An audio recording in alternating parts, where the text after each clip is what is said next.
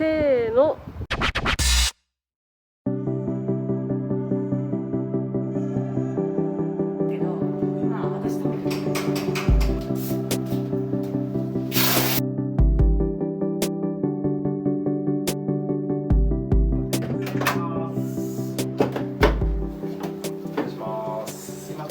本日エアコンの取り付け工事にお伺いしました。担当させていただきます八幡と申します。佐々木と申します。よろしくお願いします。よろしくお願いいたします。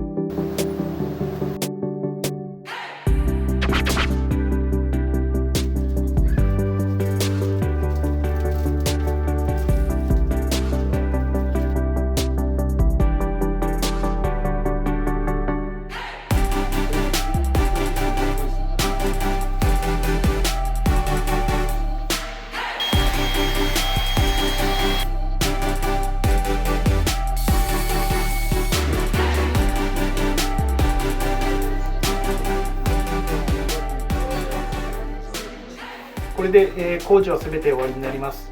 本日はありがとうございました。ありがとうございました。ありがとうございました。